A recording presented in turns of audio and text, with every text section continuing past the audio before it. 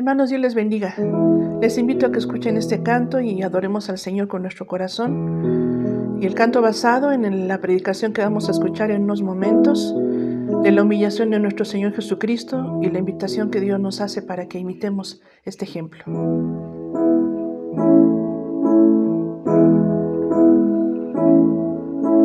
Trata de sentir lo que Él sintió por ti, que aun siendo Dios no le importó.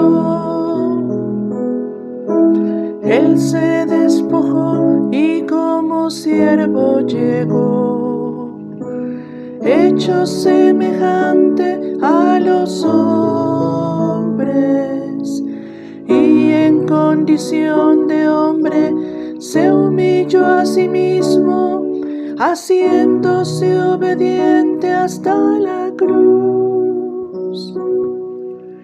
Trata de pensar en ese grande amor. Él se humilló al venir aquí, mas el Padre le exaltó, le glorificó, para que su nombre sea exaltado. Cielos, tierra y mar, y los que en él habitan, confiesen que Jesús es el Señor. Dios descendió, el admirable Dios en forma de hombre llegó, y aquel Verbo eterno se hizo carne. Su gloria y majestad Él nos mostró, y cuando a este mundo demostró su amor, clavado en una cruz Él nos salvó. Trata de pensar en ese grande amor. Él se humilló al venir aquí,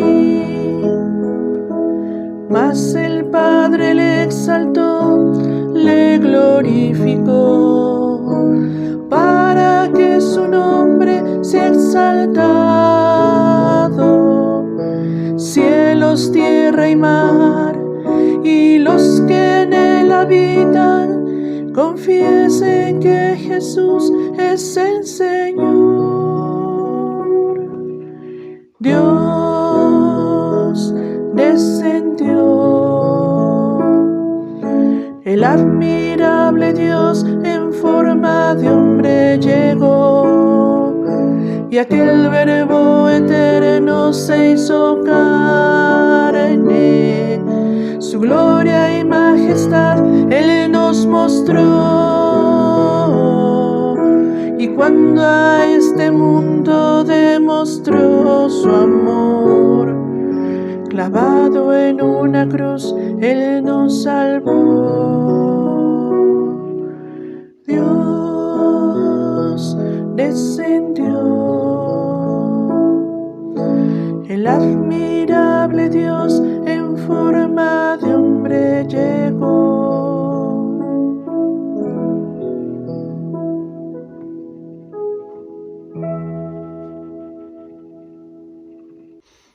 Amados hermanos, enviamos un saludo a toda nuestra congregación y hermanos que nos hacen favor de escucharnos. Estamos predicando un tema especial en este confinamiento con temas un poco de aliento, y estamos escogiendo ya poner de manera muy ordenada la carta a los Filipenses, de manera expositiva.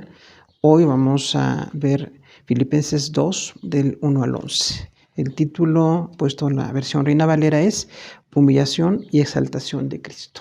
Vamos a leer Filipenses 2, del 1 al 11. Dice la palabra del Señor: Por tanto, si hay alguna consolación en Cristo, si algún consuelo de amor, si alguna comunión del Espíritu, si algún afecto entrañable, si alguna misericordia, completad mi gozo, sintiendo lo mismo, teniendo el mismo amor, unánimes, sintiendo una misma cosa. Nada hagáis por contienda o por vanagloria, antes bien con humildad, estimando cada uno de los demás como superiores a sí mismo, no mirando cada uno por lo suyo propio, sino cada cual también por lo de los otros. Haya pues en vosotros ese sentir que hubo también en Cristo Jesús, el cual siendo en forma de Dios, no estimó el ser igual a Dios como cosa a que aferrarse, sino que se despojó a sí mismo, tomando forma de siervo, hecho semejante a los hombres. Y estando en la condición de hombre, se humilló a sí mismo, haciéndose obediente hasta la muerte y muerte de cruz. Por lo cual Dios también le exaltó hasta lo sumo y le dio un nombre que es sobre todo nombre, para que en el nombre de Jesús se doble toda rodilla de los que están en los cielos y en la tierra y debajo de la tierra, y toda lengua confiese que Jesucristo es el Señor, para gloria de Dios Padre. Bueno, pues gracias al Señor por su palabra. Y bueno, vamos a contemplar un poquito este capítulo 2 de Filipenses. Recordamos que el apóstol Pablo exhortó a una iglesia con la que tenía una gran relación de amor, una relación de identidad, una relación muy franca, muy cercana. La carta así lo podemos evidenciar. Y vemos que hizo una exhortación para que fueran perfeccionados en amor y unidad. Entonces, aún las iglesias que estaban con la mejor conducta, una de las iglesias de más consagración, de más servicio, de mejor testimonio, también requiere una exhortación. Nosotros como cristianos siempre tenemos que ser exhortados. No podemos llegar a un punto en que ya no recibamos exhortación, ya no seamos corregidos, porque entonces caeríamos en una soberbia y en muchos errores que el apóstol aquí trata más o menos de disertar sobre ellos. Entonces, que el amor y la humildad sean determinantes en el carácter de la iglesia. Vamos a recordar que esta epístola es una carta desde la cárcel. Son las cartas que Pablo escribió estando en Roma preso, aproximadamente en el año 62 o 63 después de Cristo. Fue cuando Pablo le escribió, estando en la cárcel. Es muy notable ver que él habla de gozo, la carta de entrega, de compromiso.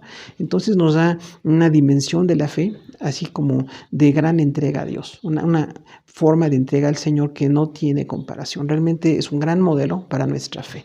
Tenemos algunos temas importantes en esta carta, viendo los títulos que vemos en los capítulos. El primero es acción de gracias y oración. Entonces Pablo inicia la epístola en general, capítulo 1, que veíamos hace un poquito más de un mes, como una acción de gracias. O sea, siempre darle gracias a Dios por todo. No estar quejándose, no estar en una actitud de derrota. Tenemos que enfrentar muchos retos, pero siempre con la fortaleza del Señor. Y la oración, la acción de gracias y la oración van de la mano, porque Pablo decía que así como agradecemos toda la bendición, el poder, la perfecta soberanía del Señor, nos mantengamos en oración. Una iglesia, un cristiano genuino tiene que estar siempre en oración. No hay periodos en que podamos dejar de orar. Un segundo tema que vemos es el encarcelamiento de Pablo. Cuando Pablo decía que a pesar de la cárcel, el testimonio seguía. Entonces decía, la palabra de Dios no está presa. La palabra del Señor no se puede detener, aunque estaba el principal promotor de las misiones a las naciones no judías como encarcelado, estaba debilitado, estaba muy menoscabado en cuanto al ánimo, en cuanto a algunas cosas. Él salió adelante y pudo decir, vamos a estar en el Señor, y exhortó a la iglesia. El tercer tema es la exhortación de la constancia, la unidad y la humildad, junto con la obediencia, que es el pasaje que nos toca hoy por la gracia de Dios. Entonces, otra exhortación allí a la constancia, que la iglesia no sea inconstante, porque ese es uno de los principales errores que tenemos los cristianos, de ser inconstante. El hacer algo en la obra del Señor y dejarlo de hacer, o tener como temporadas de consagración y temporadas de letargo espiritual, lo cual está mal.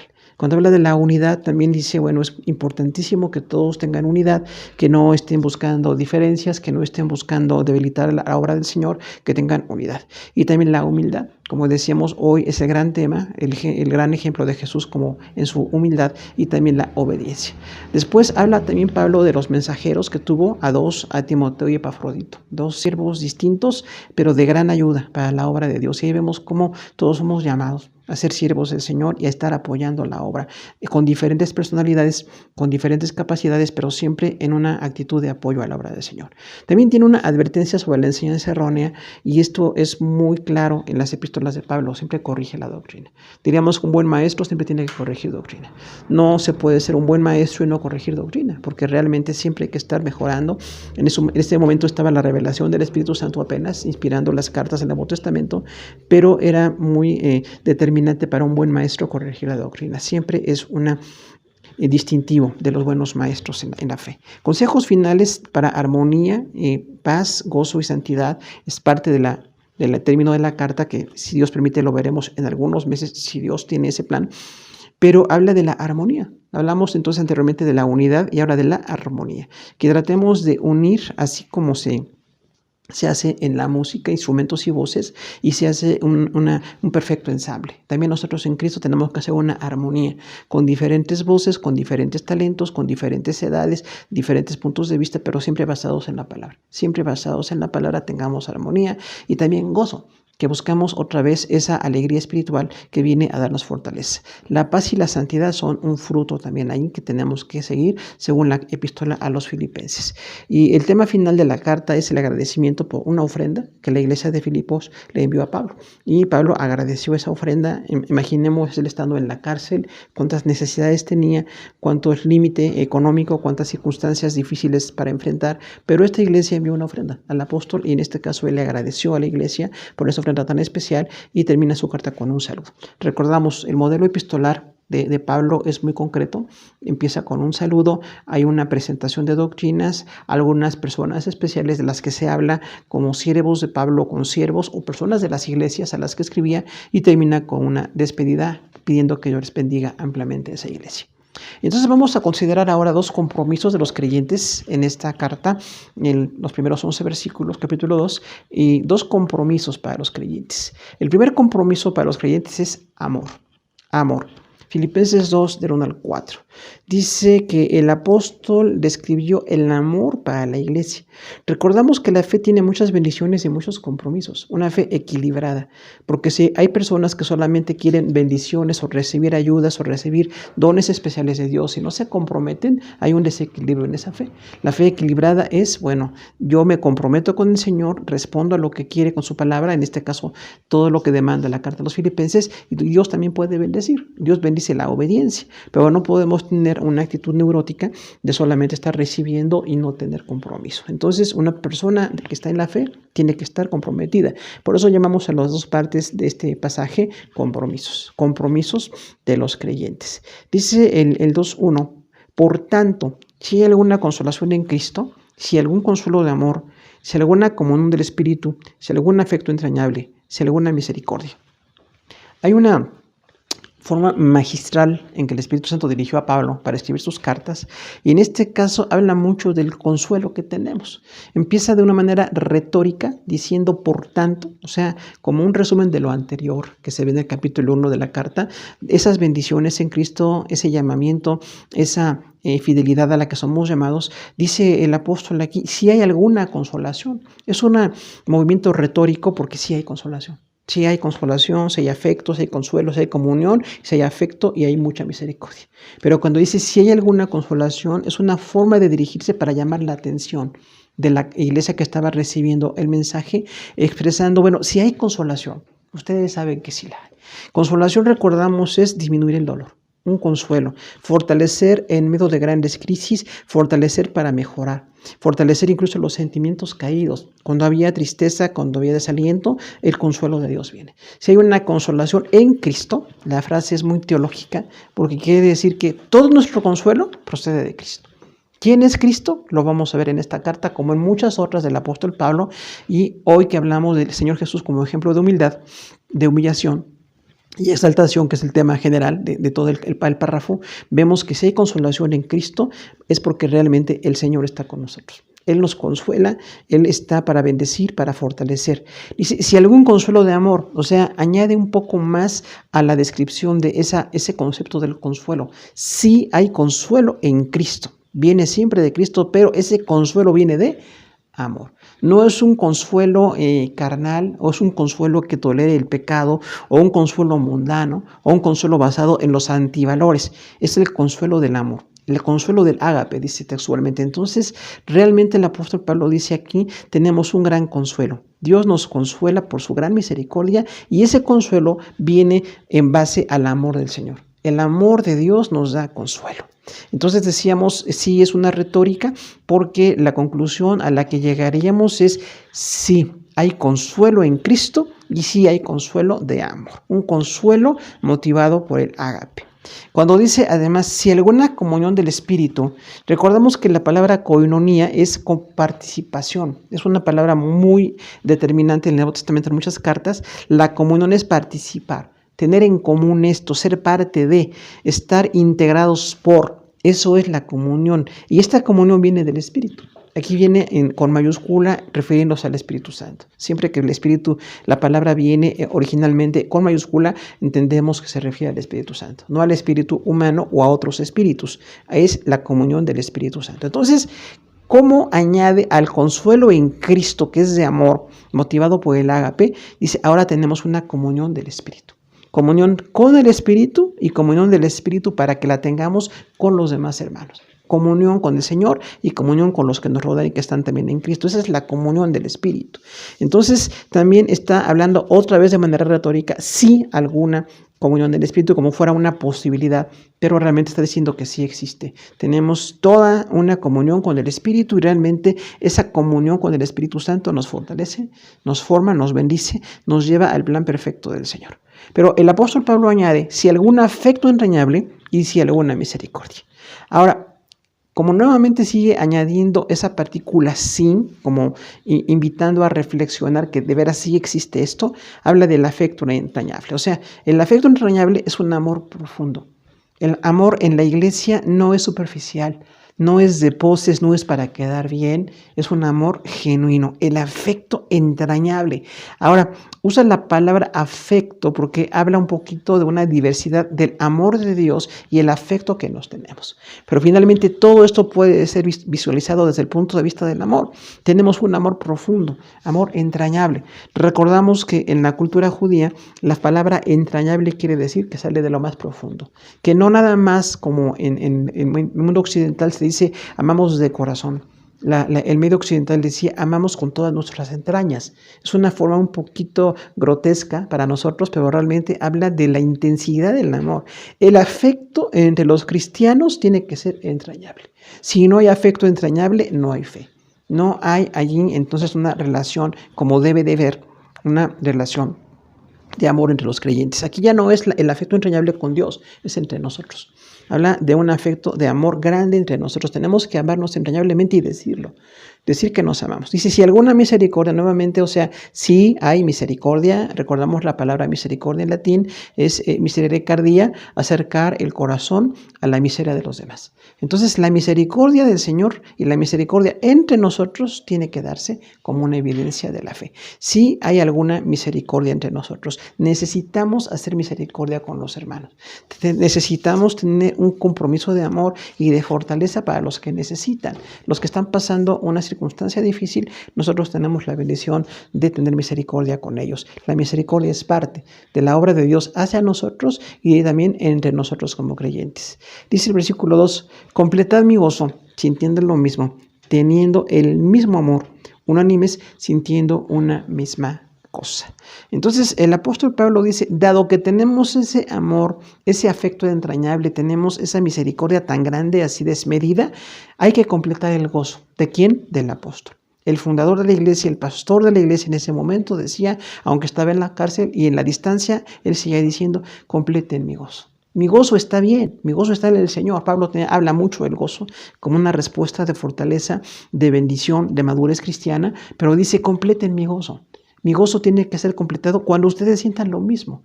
O sea, que los creyentes en Filipos, aunque era una iglesia de amor, como vemos en muchos textos de este párrafo y de esta epístola, dice Pablo, aún así es importante que sean perfeccionados en amor. O sea, no podemos llegar a una medida en que digamos, ya tengo suficiente amor, ya demostré suficiente amor y misericordia, ya tengo afecto entrañable, ya tengo comunión del Espíritu. Dice el apóstol, sigan adelante. El apóstol siempre tuvo una definición de continuar adelante. De hecho, uno de los títulos que veremos en esta carta es seguir al blanco. Seguir al blanco. Un hombre que se dedicó, que fundó iglesias, que hizo misiones, que era un gran pastor, un gran maestro, un gran evangelista, un hombre lleno del Espíritu Santo, que escribe posiblemente el 50% del Nuevo Testamento, por lo menos. Él decía, no he terminado. Mi gozo es continuar. No puedo detenerme, no puedo tener una autosatisfacción y decir ya estoy bien. Dice, yo quiero seguir adelante. Y ustedes también completen mi gozo, hermanos. De Filipos, aunque eran amorosos, eran generosos, eran entregados. Una carta de mucho amor, dice Pablo, completen mi gozo. Les exhorto a que ustedes completen mi gozo sintiendo lo mismo, que tengan ese amor y esa misericordia. Dice en la parte B del versículo 2, teniendo el mismo amor, unánimes, sintiendo una misma cosa.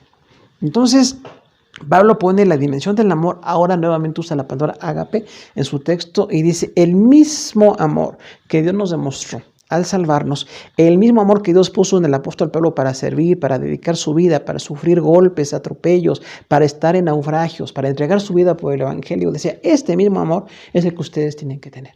El amor de esa calidad, de esa medida, no puede ser menos. Si hay un apóstol entregado, un hombre que tuvo un testimonio tan ejemplar, también nosotros somos exhortados a sentir el mismo amor.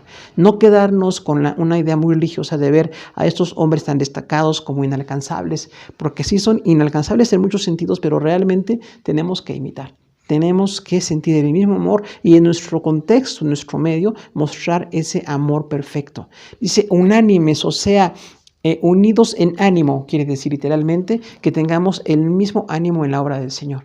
Sabe que no nos podemos desanimar, no podemos dividir los ánimos, porque el que se desanima deja de participar. Muchas veces nos damos ese lujo de pensar que podemos no participar y estamos totalmente equivocados. Tenemos que llegar a una unanimidad del sentimiento, de la entrega, del trabajo. Y también algo importante ahí es entonces que tengamos la disposición de colaborar como cuerpo, porque no es la idea de una persona o de un líder muy destacado o de un grupo así elitista, es de toda la iglesia. Y la iglesia de los filipenses eran cientos de personas. Pablo decía, y bueno, todos ustedes tengan el mismo ánimo. Quiero pedirles y exhortarles que estén unánimes. No se desanimen porque no se decide lo que ustedes quieren o porque no se hace lo que ustedes propusieron. Ustedes sigan unánimes para que la obra siga adelante. No podemos tener esa actitud divisionista que es, verás, pues una muy lamentable situación que a veces se observa en las iglesias. Sintiendo una misma cosa es un poquito retórico porque es la misma definición de unánimes, sintiendo una misma cosa. Pero aquí la frase es así muy ilustrativa de que tenemos que llegar a sentir lo mismo, o sea, superar mi egoísmo, superar mis sentimientos divididos, superar los sectores que a veces se dan en las iglesias y que lleguemos a sentir una misma cosa, con disposición y con amor. Movidos por el Espíritu Santo vamos a llegar a una unanimidad. No hablamos de que haya un egoísmo, de hecho aquí habla mucho en contra del egoísmo o del protagonismo, la soberbia. Habla mucho de estar en un ánimo igual por la fe que tenemos. Esa es nuestra unanimidad, sintiendo una misma cosa. Dice versículo 3, la humildad. Nada hagáis por contienda o vanagloria, antes bien con humildad, estimando cada uno a los demás como superiores a él mismo. La definición de humildad aquí está muy clara, porque más adelante se diserta en cuanto a la humildad que mostró Jesús, que es el gran modelo. Pero dice aquí entonces que la iglesia nada tiene que hacerse por contienda. O sea, dar la imagen de que hago algo, pero mi intención es contradecir a otros. Mi intención es dividirme de otros, oponerme a otros. Dice, nada por contienda. O sea, realmente en la iglesia llega a haber personas que están oponiéndose y esto le resta fuerza a la iglesia. No hablamos de que se haga la voluntad de una persona, porque decimos es la unanimidad de la iglesia, la obra del Espíritu Santo, y entonces tenemos todos que estar allí uniformes en ese trabajo, pero también que no hagamos nada por vanagloria. Aquí habla de la motivación. Las motivaciones escondidas que están mal delante de Dios. Hay mucha gente que tiene una motivación egoísta, una motivación de ganancia deshonesta, una motivación equivocada y como que lo hacen plantea de que es algo bueno, ¿no? Me estoy oponiendo porque Dios me está dirigiendo, porque el Espíritu Santo lo quiere, porque el Señor así lo quiere. Entonces nosotros no tenemos que hacer nada por contienda. De hecho, la contención en la iglesia, el hecho de que haya alguna discusión, tendría que ser por cosas muy profundas de la fe, muy profundas de doctrina, muy profundas de la palabra. Y ya tenemos la definición en todas las cartas del Nuevo Testamento, tenemos la definición de la iglesia. Y todo el antetexto del Antiguo Testamento tenemos también las raíces, diríamos la esencia de qué somos como iglesia. No tenemos que estar contendiendo por situaciones que no tengan importancia. realmente solamente por algo muy fuerte que nos pueda dividir o que pueda llevarnos a un error doctrinal, pero nosotros no queremos contender. De hecho, no nos quedamos callados cuando algo no requiere, y eso es mansedumbre, ¿no? Eso es un poder bajo control. No hagan cosas por contienda, dice, o por vanagloria, es decir, la presunción. Quien lo hace por contienda nada más se opone por estar en contra de él. Así lo llegan a decir, yo estoy en contra porque no me gusta apoyar, yo estoy para que vean que estoy en contra de la persona. Y la vanagloria es la vanidad. Dice, entonces hay muchas personas que hacen las cosas por vanidad, para ser notados, para ser protagonistas, para decir que son importantes o para sentirse importantes. Y esto está totalmente mal delante de Dios. Ni la contienda ni la vanagloria.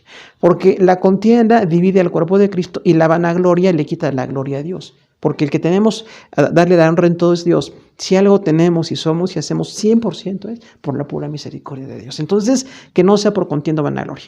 Y dice la palabra opuesta, antes bien con humildad. Antes bien, entonces habla de una oposición. No por contienda, no por vanagloria, pero con humildad. Todo lo que hagamos en la obra del Señor, de hecho en nuestra vida, tendría que ser con humildad. Y la humildad entonces es un autoconcepto equilibrado que describe mucho el pasaje aquí, pero siempre tenemos que ser humildes. Siempre tenemos que ser personas que no estemos llenos de soberbia, que no estemos llenos de esa vanidad tan pasmosa que se da, sobre todo cuando no tenemos a Jesús en el corazón. Muchos hemos sido muy soberbios. Dice, no hagan esas cosas, háganlo con humildad. Pórtense con humildad, estimando cada uno de los demás como superiores a él mismo. O sea, la definición aquí de Pablo no es siéntanse igual todos, lo cual marca el humanismo o el racionalismo. Aquí dice, ustedes como creyentes estimen a los demás como superiores. O sea, sientan en su corazón que las demás personas, en sus capacidades, en sus talentos, en sus dones, en sus ministerios, son mejores que nosotros. Porque esto nos va a librar de la soberbia. No voy a decir soy igual que ellos, o tenemos una gran capacidad, o somos los grandes ministros del Evangelio, como se está predicando mucho algunas ideas muy erróneas respecto al ministerio, y así como para destacar, como para hacerlos más notorios, ¿no? Y dice, no, ustedes estimen a los demás como superiores. Quiere decir realmente que en el corazón se valoren a los demás como superiores. No es otra vez una pose, no es una imagen nada más, dice estimen en su corazón. O sea, la estima es realmente el valor que se le da a los demás. Dice el apóstol, valoren el corazón de ustedes a las demás personas como superiores a ustedes, porque esto les va a llevar a una verdadera humildad. Dice el versículo 4, no mirando a cada uno por lo suyo propio, sino cada cual también por lo de los otros. Habla del egoísmo. Entonces, a esta iglesia tan llena de amor y de fruto, así de mucho amor con el apóstol Pablo, que tiene esa relación excelente de pastor, que fundó la iglesia y la iglesia de veras con mucho, mucho fruto del Señor, aún le dice el apóstol una exhortación. Hermanos, no sean egoístas. No miren por lo suyo propio, o sea, no estén ustedes pensando nada más en lo que es su conveniencia personal, en lo que es lo que ustedes quieren, lo que ustedes necesitan.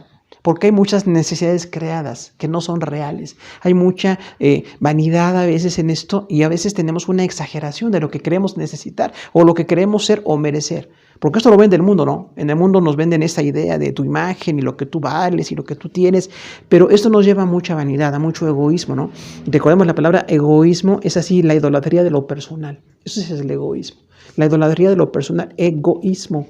Aunque en psicología lo manejan de una manera muy profesional, en la palabra de Dios nos dice, esto es como darme culto a mí mismo. Eso es una persona egoísta. Se está dando culto a sí mismo. Si ve por lo suyo propio y no ve a los demás, es muy egoísta. Entonces, la antítesis allí es no mirar nada más lo mío. Sí tengo que preocuparme de trabajar, de que en mi casa no falte nada, de proveer, de administrar muy bien lo que Dios me da. Pero no tengo derecho de nada más basarme en lo que yo necesito. Porque dice ahí entonces, cada uno también por lo de los otros. El concepto cristiano es ver qué necesitan mis hermanos. ¿Qué otra necesidad hay además de la mía? De nuestros cónyuges e hijos, familia, abuelos, padres. ¿Qué otra necesidad hay? ¿Qué necesidad tienen los demás? Dice ahí el apóstol, dice, esa es la generosidad. O sea, la antítesis del egoísmo es la generosidad. Si ustedes van a dejar de ser egoístas, no miren nada más lo propio, miren lo de los demás. Esa es la antítesis ahí, ¿no? De la némesis, dicen ahora, bueno, la némesis. Vamos a ver lo de los demás. Entonces, viendo lo de los demás, es que me voy a preocupar por mí, pero también por mis hermanos. También por la demás gente, las demás personas, incluso no nada más en el medio cristiano, puede ser también en el medio social. ¿Qué impacto puede tener esto si lo llevamos al medio social? Donde hay tanto egoísmo, tanta vanidad. Si nosotros como cristianos vemos por nosotros y por lo de los demás. No nada más me preocupo por mí, me preocupo por la otra persona, al que están atropellando, al que le están lesionando, con el que están siendo injustos. Mi idea de la justicia es hablarlo, decirlo, hacerlo notar, porque entonces no veo nada más lo mío, sino veo lo de los demás. Y llegáramos a la conclusión, ¿qué puede pasar si estamos no nada más buscando lo propio, sino viendo por lo de los demás? Si ya siempre saben que me preocupo por los demás. Oye, esta otra persona tiene una necesidad, aquí hay alguna injusticia, aquí hay una necesidad que cumplir o que suplir. Eso nos va a llevar a una gran generosidad y viene el fruto del Señor. ¿Cómo aplicamos esto nosotros? Los creyentes disfrutamos del amor. El ágape de Dios está en nosotros. Nuestro ágape está en el Señor. El consuelo de amor, la comunión con el Espíritu Santo, el afecto y la misericordia son parte de nosotros. Tenemos que recordar que Dios nos ha consolado. Porque es cierto que hay mucho dolor. Es cierto que hay mucha muerte, que hay muchas pérdidas. Es cierto que hay una gran afección económica, social. Todos conocemos lo que nos rodea, pero ha habido un consuelo de amor. En medio de todo esto, Dios nos ha consolado. Solamente Dios sabe por qué algunas personas han perdido la vida en nuestro medio. ¿Por qué algunas personas están graves? ¿Por qué algunas personas están de veras en una condición de economía, de emergencia? Pero por la misericordia de Dios tenemos consuelo de amor. Hemos tenido consuelo de amor para salir adelante. No para poder aprovecharnos la situación, no para poder enriquecernos con esto, sino para que podamos administrar con la sabiduría del Señor la misericordia que nosotros también tenemos. Consolar a otros. Incluso, ¿qué tal si en vez de pensar cuán desconsolado estoy, pienso cómo puedo consolar a otros?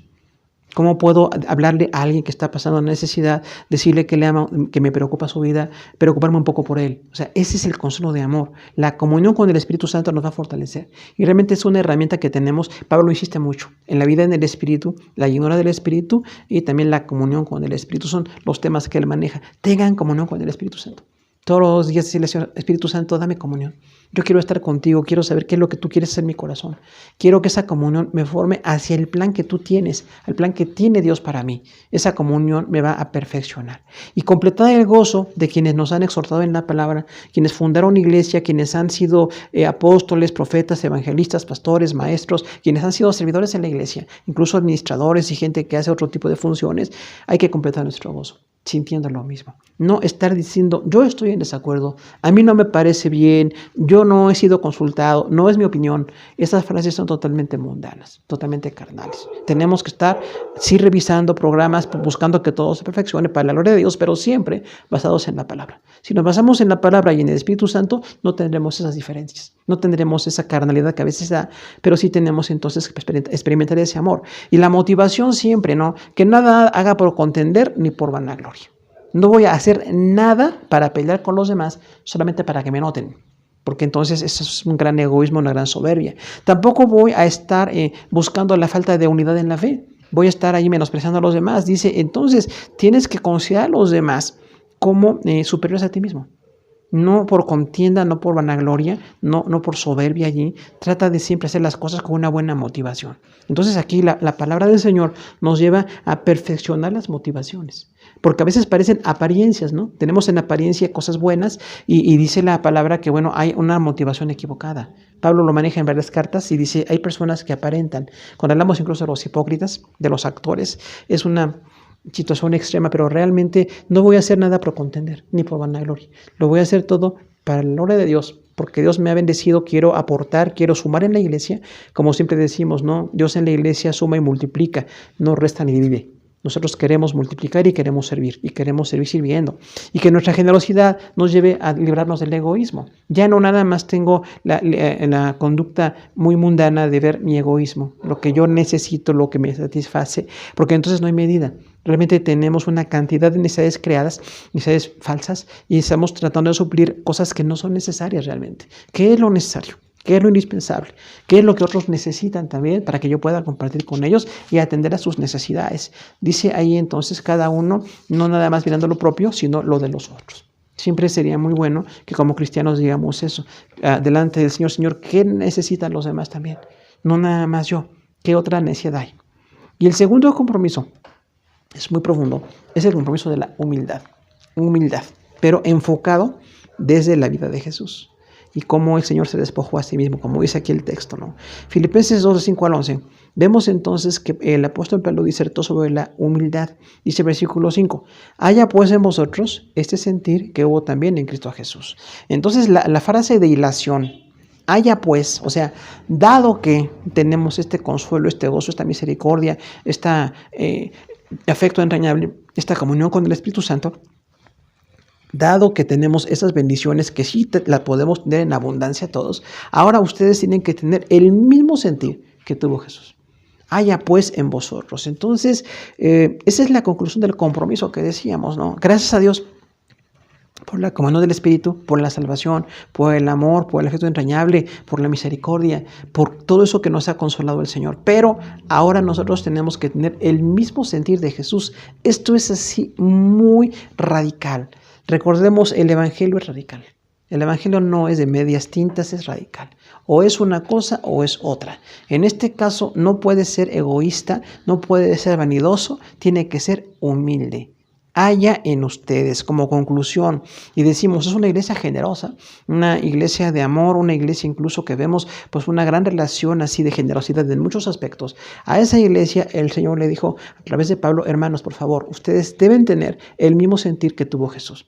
Cuando habla aquí la palabra sentir, habla de una decisión que hubo en Jesús y la describe el apóstol Pablo. Y dice ahí entonces, tienen que tener el sentir que tuvo Jesús. ¿Qué sintió Jesús? Bueno, pues Jesús por amor a nosotros, como dice aquí, se despojó. Finalmente es nuestro gran modelo. Nuestro gran modelo de vida es Jesús. El modelo de vida para los creyentes sigue siendo Jesús. Pablo era un gran apóstol, Pedro, Juan, otros hombres del Antiguo y Nuevo Testamento, podemos mencionar a muchos hombres, pero en gran modelo de vida es Jesús que se encarnó por nosotros, Dios hecho carne. Él tuvo un gran sentir de amor.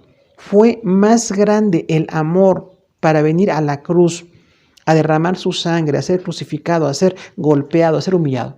Fue más grande ese sentimiento que los sentimientos que tenía como un Dios perfecto y santo y glorioso y eterno. Porque entonces realmente ahí se describe lo que pasó con Jesús. Este fue el sentir de Jesús. Y lo vemos desde la encarnación, ¿verdad? El Señor naciendo como un bebé, siendo Dios eterno y perfecto y santo, ahora como un bebé que sufre pues todo tipo de necesidades por el clima, necesidades de desatención. Como decíamos, cuando Jesús nació, solamente unos pastores, unos magos de Oriente y la familia misma de Jesús estaban ahí impactados por lo que pasaba, pero Dios mandó ángeles. Dios mandó ángeles, ¿no? Cuando hablamos de ese tema. Y sin embargo, la gente no estaba impresionada por ese nacimiento. Estaban interesados en otras necesidades, en otras circunstancias de mucho egoísmo, ¿no? Dice el versículo 6, ¿cómo se describe el sentir de Jesús? Este sentir, versículo 6, dice, el cual, siendo en forma de Dios, no estimó el ser igual a Dios como cosa a que aferrarse. De veras es una definición totalmente grande de lo que es Jesús en su hecho de humillación. Cuando hablábamos un poquito de la materia de cristología, este tema de la humillación de Jesús, ahí están todos los textos. Por la misericordia de Dios tenemos unas semanas de diferencia. Tratamos ese tema en el instituto y hoy lo estamos tratando en la predicación porque así dirige Dios las cosas en su iglesia, ¿no? Es importantísimo tener la dimensión de lo que Jesús sintió, cómo tuvo esa dimensión de amor hacia nosotros, el cual siendo en forma de Dios, o sea, describe a Jesús como totalmente divino. Recordamos, el apóstol Pablo fue muy usado por el Señor para definir mucho de quién es Jesús. Los demás escritores del Nuevo Testamento también lo tienen, pero en las cartas de Pablo, que son abundantes en número también, y en iglesias a las que se dirigió, habla mucho de quién es Jesús. Dice, entonces Jesús es igual que el Padre y que el Espíritu Santo, el cual siendo en forma de Dios. La palabra forma es una expresión retórica, no quiere decir parecido a, quiere decir esencialmente igual. Eso es forma de. El Jesús que fue esencialmente igual al Padre y al Espíritu Santo, que es divino, que es eterno, que es Dios mismo, que son las tres personas que forman la parte, decíamos, como un Dios en tres personas, la Trinidad. Entonces, Él es igual con el Padre y con el Espíritu Santo, pero se encarnó para darnos salvación. Dice ahí en Mateo 18:11, Juan 3:17 y Hechos 2:21, hablando de la encarnación. Cómo Dios se hizo hombre. Esa es la gran noticia del Evangelio. Porque mucha gente a veces espera grandes noticias hoy. Que Dios haga algo grande, ya lo hizo. Hace 2000 años Dios nació como un bebé. Se despojó de su gloria. vino a estar con nosotros. Dice la palabra, hizo tabernáculo con nosotros, nos amó, habló, aprendió a caminar, aprendió a hablar, aprendió a portarse como una persona para que lo vieran en su generación, pero era Dios mismo. La divinidad estaba siempre allí y sin embargo por su gran amor vino para morir por nosotros. No fue un judío piadoso que murió y que no tuvo trascendencia, es el Dios mismo hecho carne. El verbo se encarnó, dice la palabra, se encarnó para dar salvación. Entonces esta divinidad, vemos la más grande medida de grandeza es Dios. No hay comparación con Dios. No hay recurso humano, gloria humana, valor humano que se pueda comparar. Porque nosotros a veces por valores así mucho menores nos apartamos de las cosas de Dios. Y dice ahí la palabra, entonces Él siendo en forma de Dios, o sea, siendo 100% Dios, no estimó el ser igual a Dios como cosa que aferrarse. Entonces, ahí habla mucho otra vez la palabra estimar, el valorar. No valoró su divinidad como cosa que aferrarse. O sea, no se aferró a su divinidad. Las facultades que tenía, la gloria de ángeles, la eternidad, la bendición, la perfecta paz, el gobierno del universo que tenía en sus manos, para Jesús no fue suficiente. Fue más grande su amor. Por eso decimos, el amor rompe con la soberbia. El amor rompe con el egoísmo. El amor rompe con la carnalidad que tenemos. El amor rompe con los valores que a veces creamos. Como decimos, son valores creados, otra vez. Y finalmente no tienen la trascendencia que debe tener, ¿no? Entonces Jesús no estimó esa divinidad como algo a que aferrarse. Temporalmente se despojó de esa gloria para venir a encarnarse. Pero tenemos que entender el término. Tenemos que entenderlo muy bien, ese versículo 7. Sino que se despojó a sí mismo, tomando forma de siervo, hecho semejante a los hombres. Ahora, este versículo es la base de la humillación de Jesús, porque es exactamente la descripción en términos concretos de que Jesús se humilló. Muchas personas decimos, ¿no?, los estados de Jesús, la eternidad, la humillación y la glorificación. Porque Jesús es eterno, fue su primer estado, eso es así teológico, vemos en Cristología. Siempre fue Dios, tuvo la gloria, tuvo ángeles adorando. Cuando vino la humillación, se encarnó y se hizo hombre. Esa es la humillación de Jesús, que a veces incluso se malentiende, porque no hay una definición textual de lo que dice esta parte de la palabra de Dios, pero realmente aquí está muy claro. Jesús se humilló. No es que haya otro tipo de humillación, sino que siendo el creador se hizo como su creación, como su criatura. Entonces, siendo Dios se hizo hombre, esa es la humillación de Jesús. Y habla entonces después de la nueva glorificación. Tiene un nombre sobre todo nombre porque vino a salvarnos. Derramó su sangre por nosotros. Las tres personas están muy bien distinguidas en esta función. El Padre toma la gloria y el juicio, envía a su Hijo, le duele enviar a su Hijo, el Hijo viene a encarnarse y morir por nosotros, y el Espíritu Santo está sustentando toda esa gran obra de salvación. Entonces, Jesús voluntariamente no usó los atributos divinos. Ahí la palabra griega es ekenosen. Cuando dice se despojó a sí mismo, habla de una obra que se hizo en pasado, pero tiene efectos permanentes. Él se despojó de su divinidad, así como quitarse una ropa muy lujosa, muy elegante, muy valiosa, es quitarse esa ropa de la divinidad. No dejó de ser Dios, pero no usó voluntariamente esos atributos. Eso es ekenos en la palabra humillación, o vaciarse, realmente kenosis quiere decir vaciarse, y Jesús se vació de esa facultad, de esos derechos, para ser dirigido por el Espíritu Santo. Dice Mateo 3:16 y Mateo 12:28 que Jesús fue dirigido por el Espíritu Santo. Para ser dirigido por el Espíritu Santo, Jesús se despojó de toda esa facultad como Dios. No dejó de tener en ningún momento ni la omnisciencia, ni la omnipresencia, ni ninguna de las facultades divinas, pero limitó su uso. Esa es la palabra ekenosen. Él se despojó a sí mismo voluntariamente para llegar a la salvación. Qué grande amor tiene Dios por nosotros, que se despojó de su divinidad. El Hijo se despojó de su divinidad, de sus facultades. Y también es el siervo escogido. Mateo 12, del 15 al 21, dice de Jesús como el siervo escogido. Tenemos que recordar que Isaías tiene 5 cantos del siervo. Isaías, el profeta, 750 a.C., dice, el siervo de Jehová va a ser así. Va a ser humilde, va a ser poderoso, va a ser un ejemplo, va a dar vida eterna, va a morir, va a sangrar por nosotros. Ese es el siervo de Jehová. Entonces, cuando dice aquí que fue hecho semejante a los hombres, se tomó forma de siervo, la palabra siervo es doulos. Doulos quiere decir esclavo. O sea, no es un siervo así como un mayordomo elegante, es un esclavo. Jesús siendo Dios, fíjese la radicalidad, siendo Dios glorioso, eterno, maravilloso, así, en todas las facultades que tiene como Dios, se vino a ser como un esclavo, por amor a nosotros. Esa es la definición de Jesús se despojó. Tomó forma de siervo, de esclavo, dice literalmente. O sea, ¿quién quiere tomar forma de esclavo? Siendo Dios, venir a ser un esclavo es totalmente inconcebible a nuestra mente carnal. Solamente por su grande amor, el Señor así lo decidió.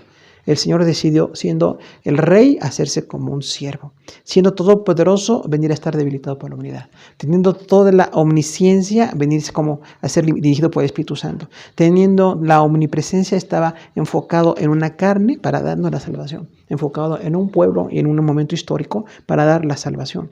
Así es como el Señor entonces no dejó de tener las facultades, nada más voluntariamente dejó de usarlas. Esa es la palabra ekenosen. Dejar voluntariamente de usar esos atributos sin perder ninguno de ellos. Entonces, él siempre siguió teniendo esos atributos, pero vino a ser un esclavo. Tomó forma de siervo y realmente el siervo sufriente llegó a la cruz.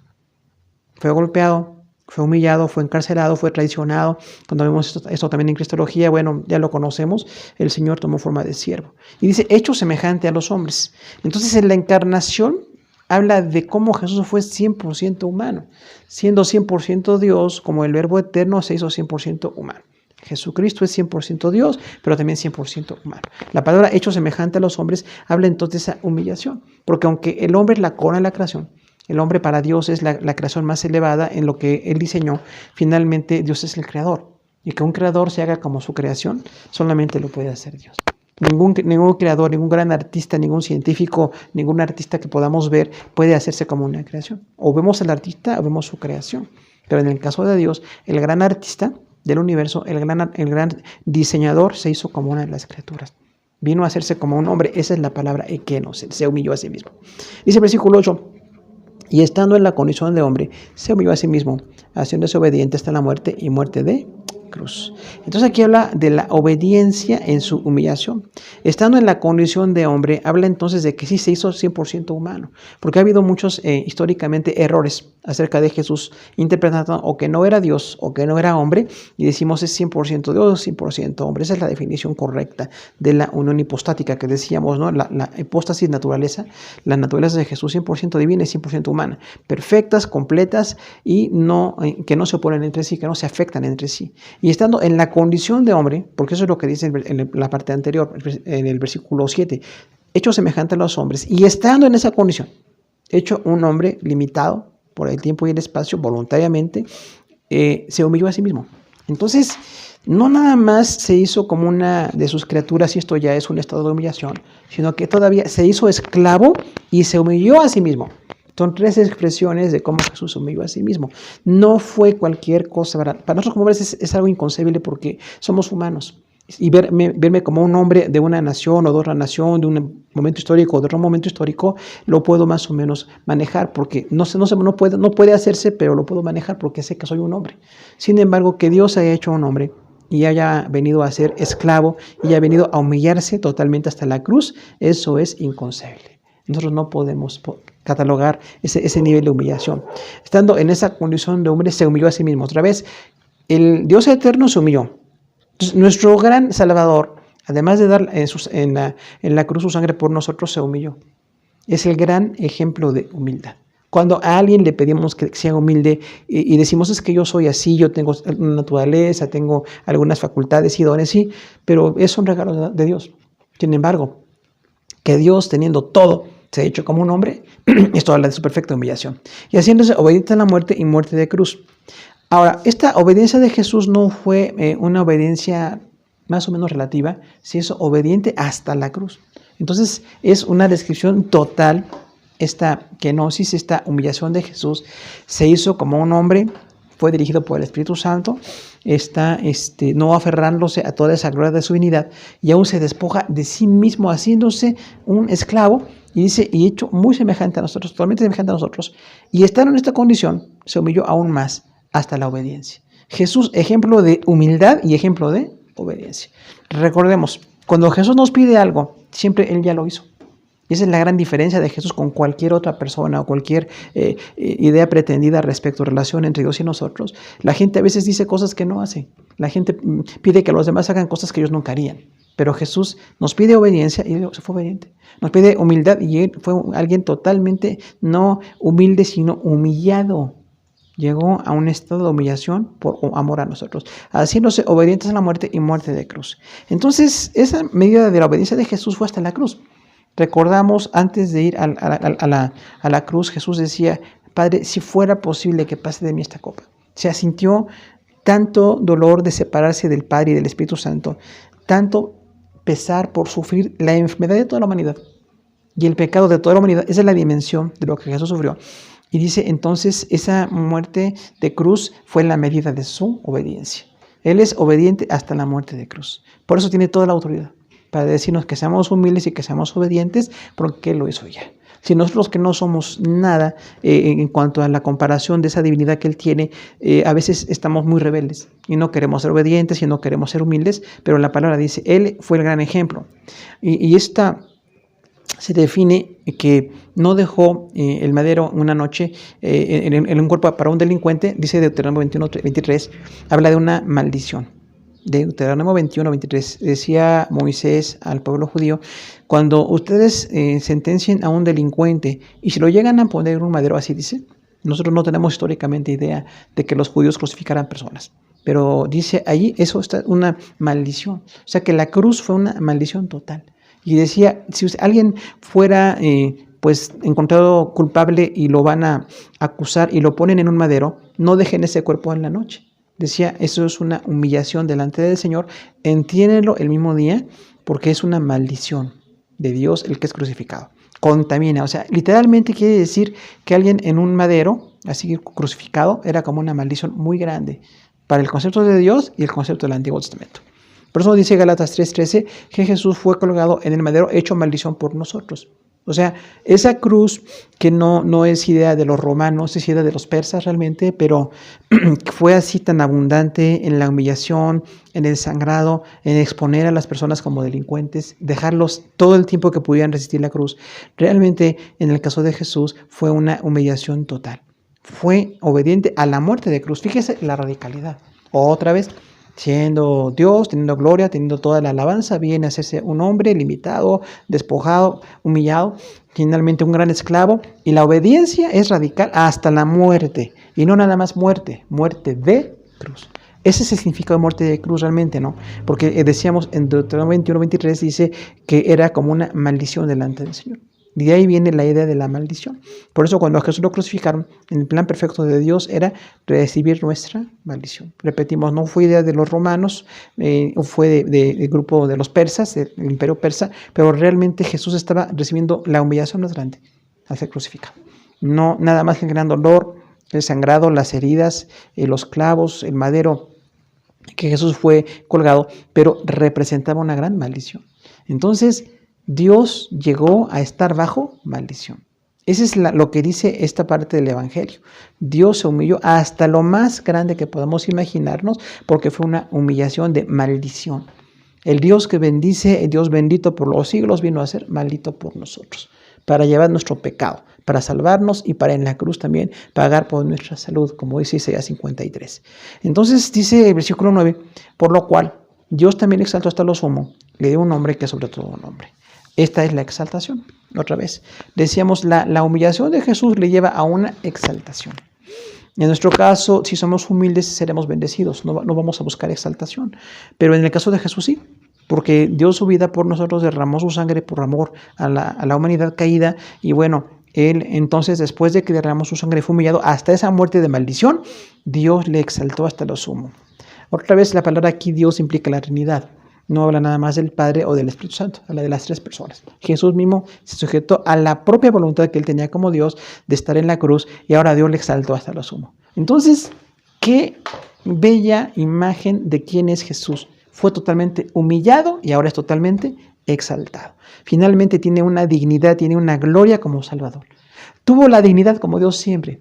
La creación, la omnipresencia, omnipotencia, todos los atributos de Dios, pero ahora también es el Salvador. Además, es el que nos da la vida eterna. No es dignidad ni del Padre ni del Espíritu Santo, es del Verbo. esta parte, ¿no? Dios le exaltó hasta lo sumo. Después de que se humilló al máximo, Jesús tiene una dignidad. Realmente la palabra dice esto, ¿no? Y dice que entonces está sentado a la diestra del Padre. Recordamos, recobró el lugar junto a la autoridad. El lugar puesto junto a la diestra del Padre, culturalmente, nosotros luego no lo entendemos porque no estamos en la monarquía del tiempo de los judíos, pero en esas monarquías romanas y judías se hablaba de que nadie podía estar junto a un rey. Esa era la división. Sin embargo, dice aquí, cuando Jesús fue puesto a la diestra del Padre, le está dando el mismo lugar que tiene la máxima autoridad, que es Dios mismo. Entonces dice aquí, el Señor le exaltó hasta lo sumo.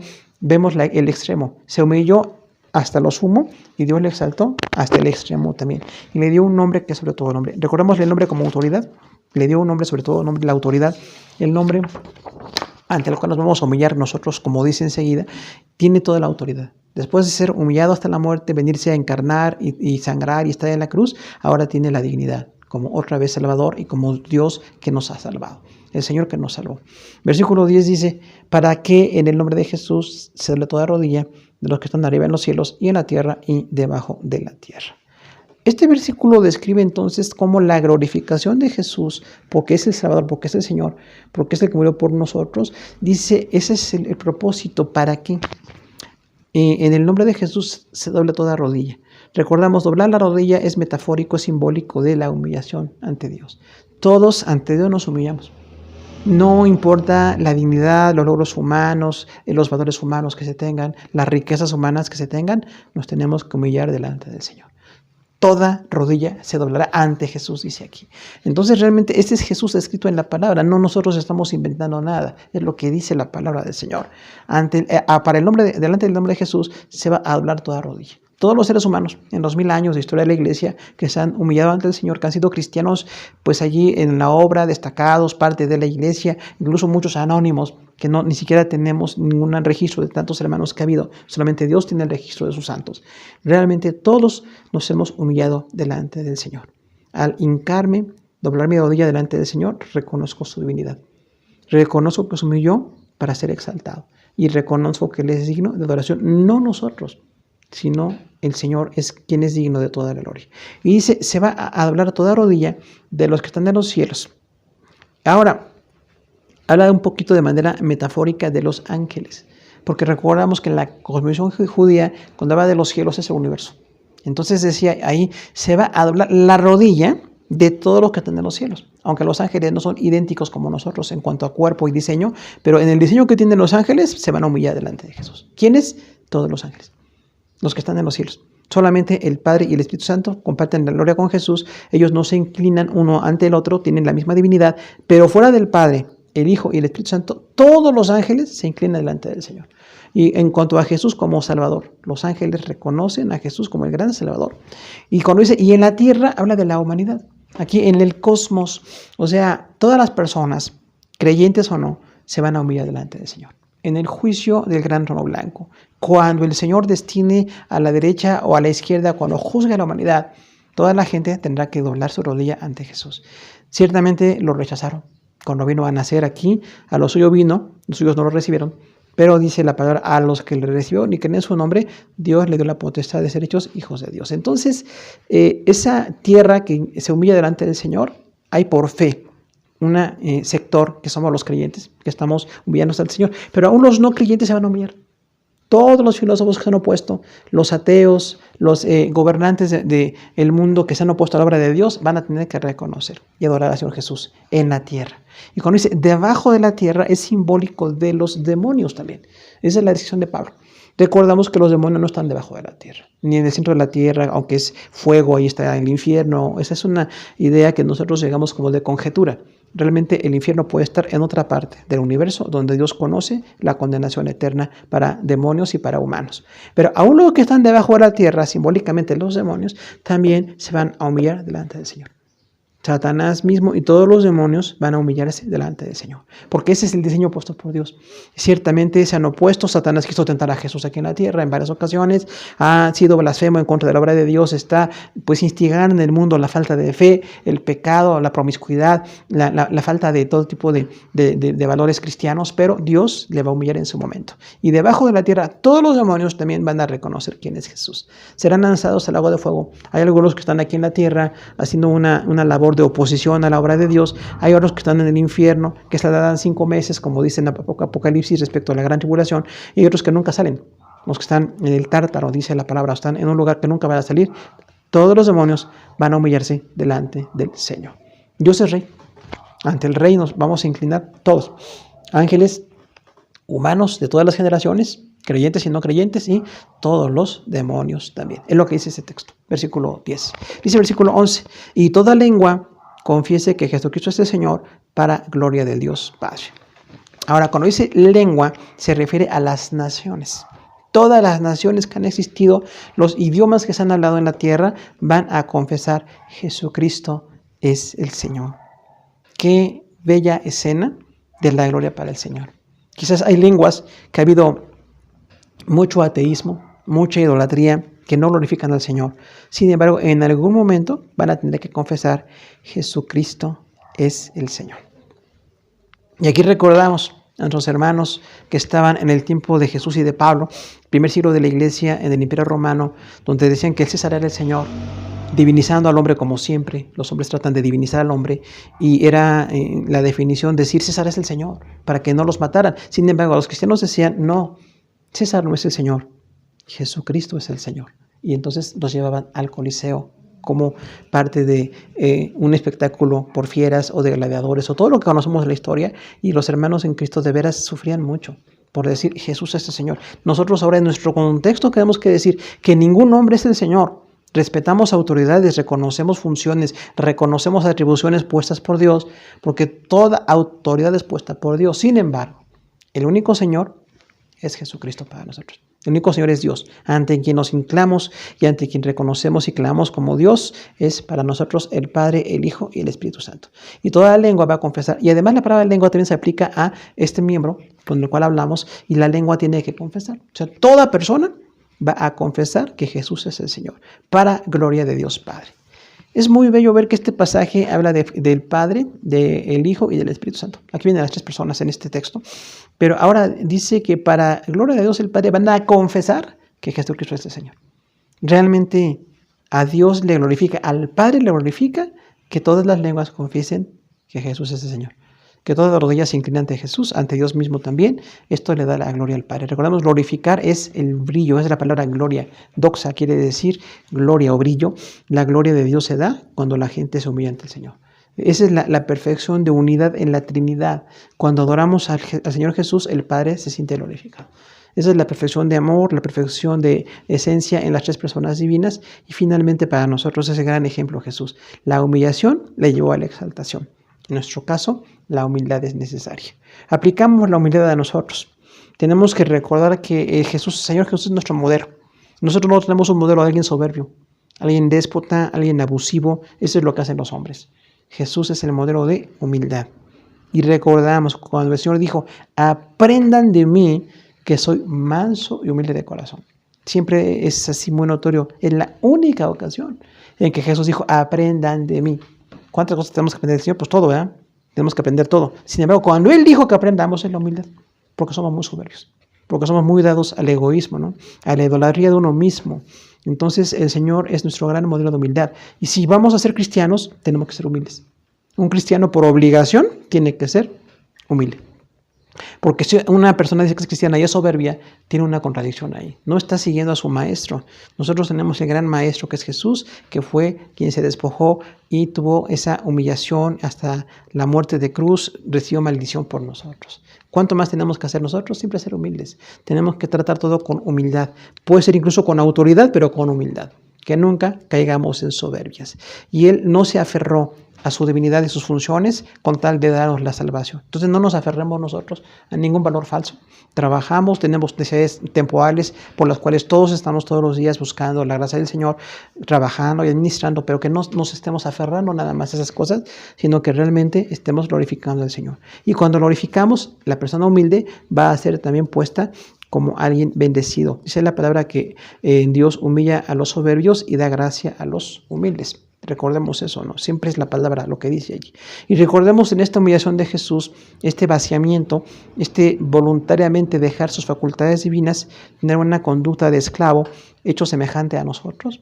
Nosotros tenemos ahí el gran ejemplo de Jesús. Si Dios se hizo como un hombre, yo puedo entender perfectamente. Leyendo el Evangelio, leyendo todo lo que dice el Nuevo Testamento sobre Jesús, vamos a ver quién es Jesús. Y decíamos en el Antiguo Testamento todo lo que son la esencia de las doctrinas que vienen ahí, aunque no seguimos formas culturales, seguimos los principios. Toda la palabra de Génesis a Apocalipsis dice que Jesús es el gran ejemplo de humildad. No tenemos ejemplo de soberbia ni ejemplo de egoísmo. Tenemos ejemplo de humildad. La total humillación en condición humana del Señor, que fue hasta la muerte, nos muestra a nosotros el camino. Tenemos que ser humildes siempre. De hecho, cuando somos humildes somos bendecidos, porque humanamente siempre buscamos soberbia. Y estamos enseñados en la soberbia y en nuestra carne totalmente guiada por instintos. Hay mucha soberbia. Sin embargo, tenemos que aprender la humildad del Señor, que de veras teniendo toda la divinidad, vino a hacerse obediente hasta la muerte y una maldición en esa muerte, como decía Deuteronomio. En esa exaltación del Señor vemos entonces que le glorificamos. Glorificamos al Señor. El que merece toda la gloria es el Señor. Siempre la gloria sea para nuestro Señor. Y recordemos que se van a arrodillar ante Él todos los ángeles, todos los hombres y todos los demonios. Nosotros como hombres, gracias a Dios, ya estamos en la humillación ante el Señor, pero tenemos que vivir hincados ante el Señor, en la oración, en la humildad, en la humillación personal, en ir dejando soberbias. Podemos estar allí con esa actitud. Los ángeles están adorando al Señor y la adorarán aún en la eternidad.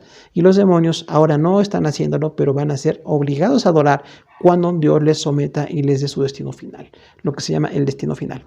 Entonces, habrá adoración plena para el Señor. Nadie dejará de orar. Y confesamos al Señor todas las lenguas, todas las naciones. Gracias a Dios por todos los cientos de lenguas que hay en el mundo. Predicamos el Evangelio para ellos. Queremos que el Evangelio llegue para ellos, para que den la gloria al Señor Jesús. Y de esta manera glorifiquemos al Padre. Dos compromisos de creyentes.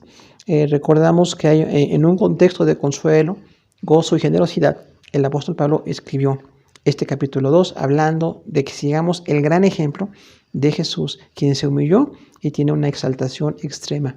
Pero para nosotros entonces siempre habrá ese compromiso de estar con Él. Los dos compromisos, amor y humildad. El amor, bueno, pues el ágape hacia Dios, hacia los que nos rodean, y la humildad ante el Señor y ante las demás personas también. Tenemos que verlos como superiores a nosotros mismos y en esto tenemos que aprender mucho de la palabra del Señor.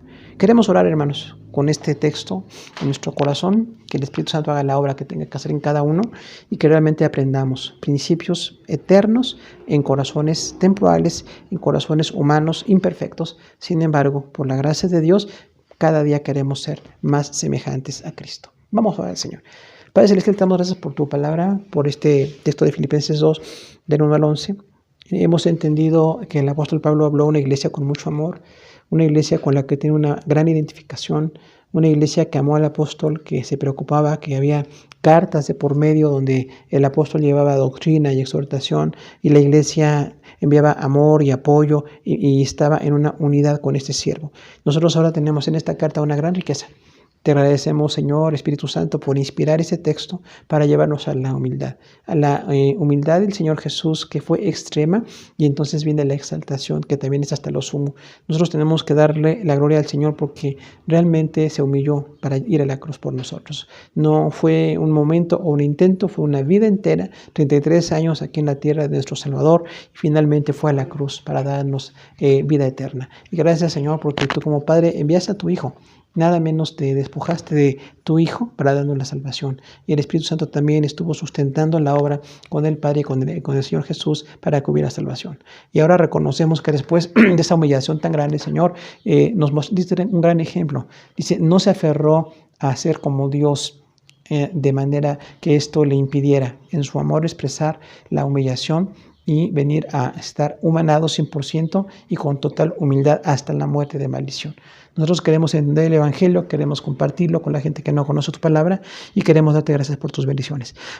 Queremos rogarte que bendigas a toda nuestra iglesia, Señor, nuestros hermanos que nos escuchan, los que ahora son niños y jóvenes, que les bendigas, Señor, en este tiempo tan difícil que les ha tocado vivir bajo otro esquema, pero que tu gracia esté con ellos, Señor. Queremos orar por los adultos que estamos también aquí, que nos guardes aún con esta gran riesgo de contagio, Señor, que sigamos cuidándonos, que tengamos tu gracia maravillosa y los hermanos que son ancianos entre nosotros, que sigan siendo un ejemplo para tu honra y gloria, fortalecidos y bendecidos porque tú así los has diseñado. Y queremos rogarte que en el mundo haya bendición. Hemos oído tanto dolor, vemos tanto lamento cada día, Señor. Queremos pues seguir en medio de esto consolando, llevando la palabra de humildad, la palabra de entrega a Dios, la palabra del compromiso como creyentes para que podamos dar consuelo a los que lo necesitan. Te damos gracias por todo esto y te rogamos que tu nombre siga siendo glorificado.